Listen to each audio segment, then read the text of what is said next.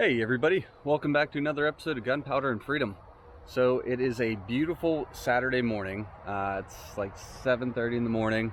I'm over here again with our 249 D3 skid loader, and we're gonna do some more brush clearing down over yonder for the new house, and I'm gonna fix up the driveway.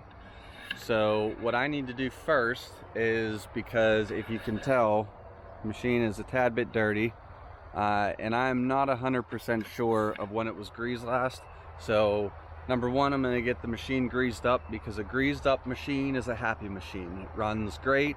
I want to keep it running that way. So a little bit of maintenance like that every other day, every 3 days, depending on the usage, will really help prolong the lifespan of all those bushings and bearings and keep this machine running, not only to make my life easier over here at the property, but also to help our company continue to make money every day without killing my back. And then I'm gonna get it warmed up, get it real nice and running temperature, and then I'll take you guys over there and I'll show you specifically what we're gonna be doing.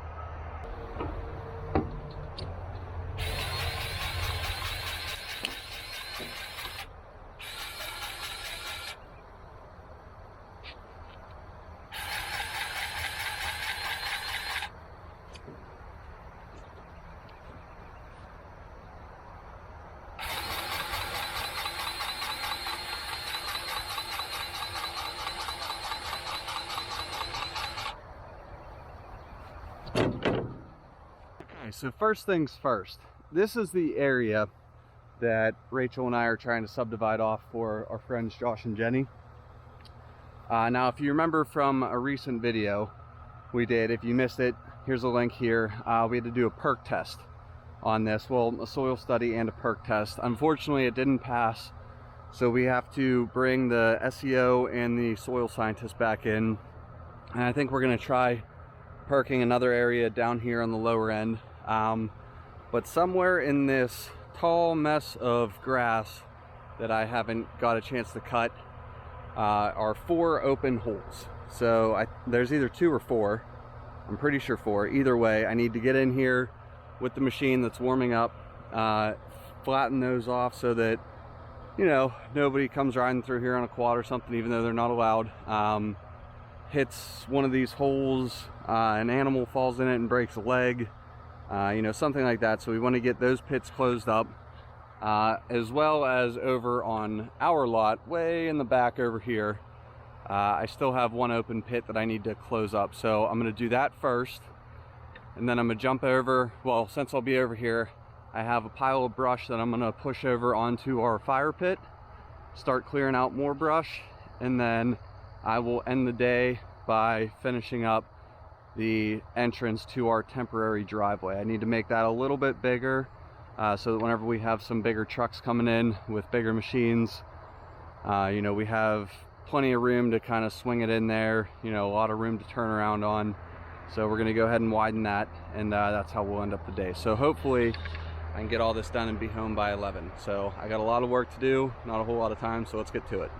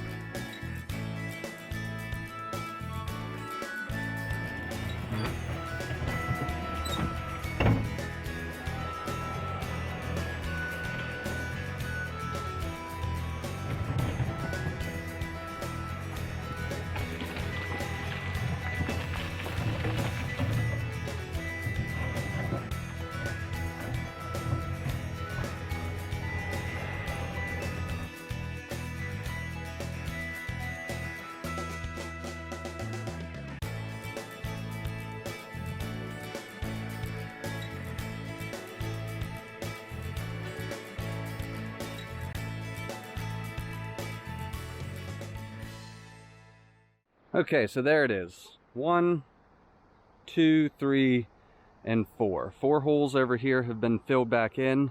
So now that sets us up nice for a nice flat area here that I can start working on cutting down this grass without having to worry about big bumps. Obviously, you know, if you saw, we're gonna have to be a little bit more careful because there are some rocks sticking up there.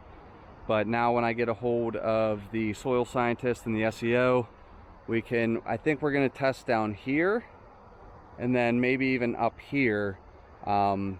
If it passes up here and not down here for our subdivision, then we're gonna restructure the way the lot is laid out and probably have to reroute the driveway. But you know, to get neighbors like Josh and Jenny, if I have to reroute this driveway a little bit, I'm more than happy to do it because I mean, you've met Josh, he's a great guy, his wife Jenny, and there's 3 children now. Congratulations, by the way, guys.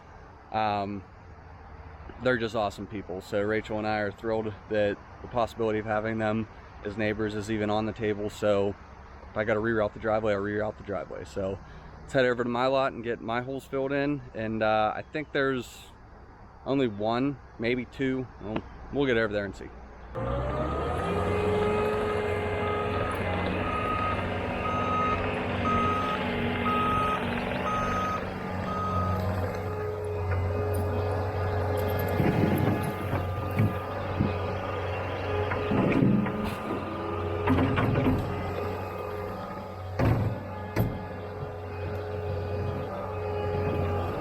Okay, so there was this hole right up here that you saw me fill in, and then I remembered that the next hole that this one was paired with was about 50 yards back in those weeds. So I found that one and got that one all closed up, and then I took a couple passes along that back stretch there, and then these 2 areas that I didn't mow down yet.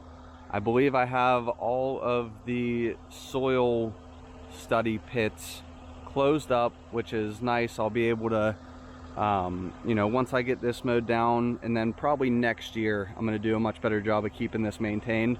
I'll be able to just keep this whole entire area mowed and nice, so that way whenever we're, you know, building up here, doing our construction work, Eleanor and, you know, friends, whoever, they can have a nice grassy area to play in and stay out of trouble in. So next I'm going to push these 2 piles of brush onto the burn pile, which I just condensed, and then probably just gonna keep chipping away at clearing up this brush here. Probably take out that taller, well, I guess it's a smaller tree at this point. Push that over, try to roll this fallen tree out so that whenever I come back with a chainsaw I can get that cut up. And you know, I'm just kind of running short on time, so I'm going to set the camera up on time lapse and just go to town.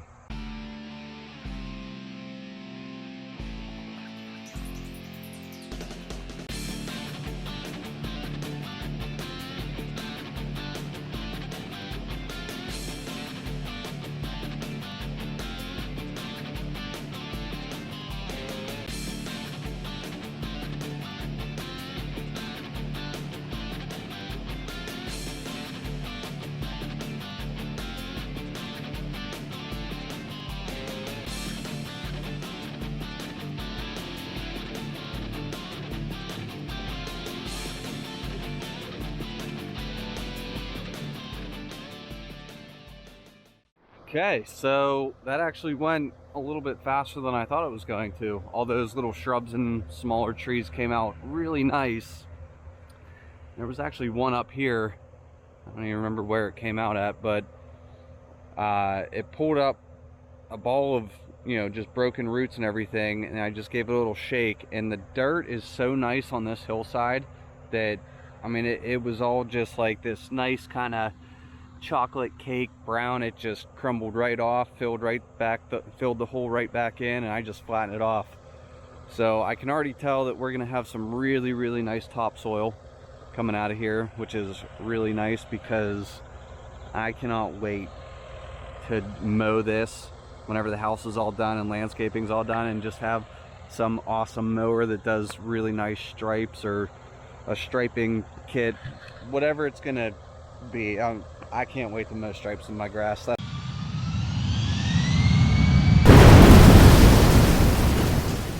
how I know I'm a dad. So yeah, I think I'm pretty satisfied with the brush that I got pulled up. I mean, I got another nice big pile right over here that I might end up just lighting both of these on fire the next time I'm up here, that I'm able to spend all day here and just watch them. I can cut this tree up and kind of get rid of all the branches and limbs and save maybe some of this thicker stuff for when we have campfires. And once I do that, I mean, I'm thinking, oh boy, I don't know, this is when I'd like to have Rachel here, because to me, I'm seeing the front of our house, you know, up here maybe. I don't know. I want Rachel here so she can give me her opinion, but regardless, I know the garage side of the house is going to be up here on this hillside to help us with the elevation getting into the garage doors as well as the front porch. Obviously, we're going to have quite a bit of fill to get a nice walkway to our front porch. I don't want to deal with any more steps going to the front door, but for now I'm going to jump over to the driveway over here, the entrance, fix that up a little bit more, make it a little bit nicer. I think I'm running short on time, so I don't think I'm going to be able to get it widened anymore, but I definitely want to smooth it out, maybe get some gravel down, make it a little bit nicer. So yeah.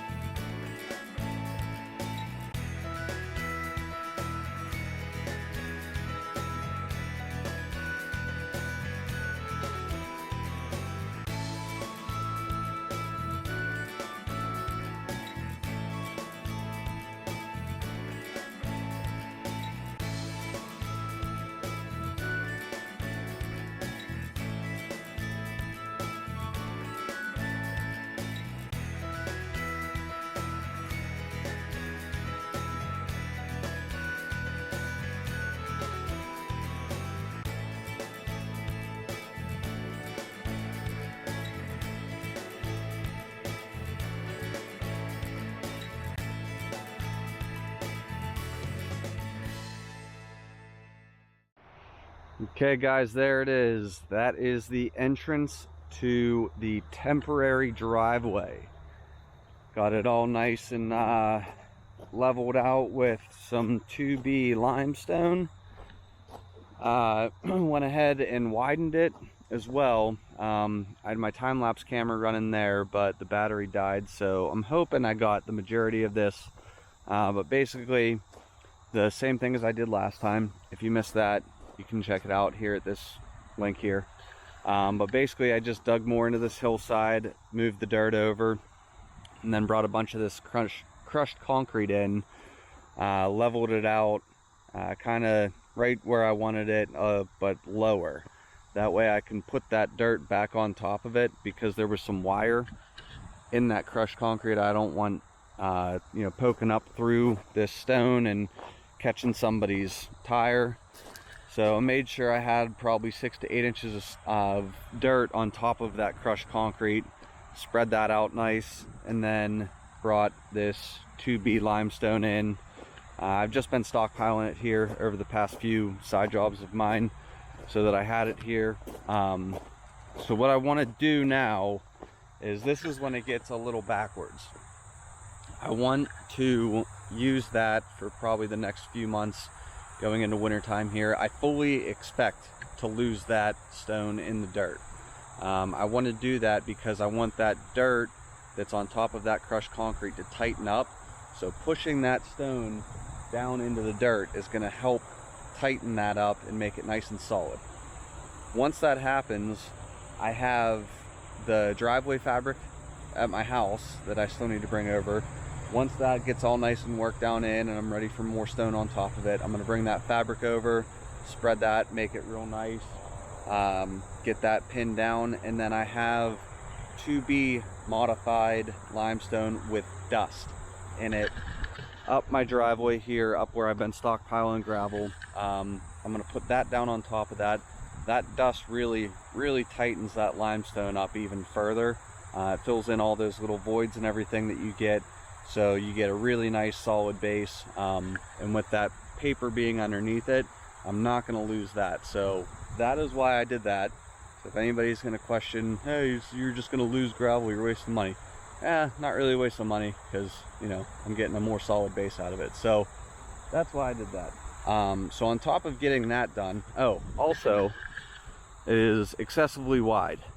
And I wanted to do that because once we get this underway, you know, it's nice and flat here, but then it starts to get a little more of a hillside there. So once we get to a point where you can't pull a truck down into my nice big open area there and turn it around, I wanted to have plenty of room so that a truck and a trailer can back up here, make a nice big backwards turn down to the driveway and pull straight out of the lane here. So that's why I wanted that as wide as it is, and actually I might even make it a little wider, but we'll do that at a later date. I got a ton of stuff done. I wasn't really expecting to get all this done, and I think I've been here for maybe 3 hours. I got all the holes over on Josh and Jenny's potential lot filled in. I got two holes over on my lot filled in. I got way more brush and a couple trees cleared from where Rachel and I are going to start building the house as soon as the building permit comes in.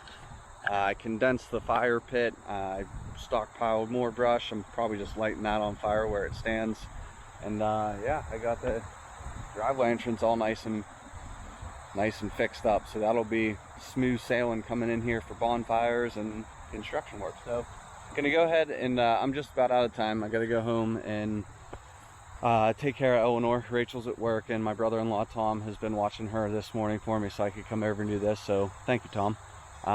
So yeah, gonna get the machine locked down and call it a day. Go home and relax and spend some time with little Miss Ellie Benelli. So I covered everything I wanted to cover today. Yeah. Thank you guys for tuning in to another episode of Gunpowder and Freedom. If you liked what you saw, please click the like and subscribe. Don't forget to like us on Instagram. And I'm really excited for this house building project of mine and Rachel's to commence. Just waiting on that building permit. So thank you guys again for all the support. I appreciate it, and I will see you next time.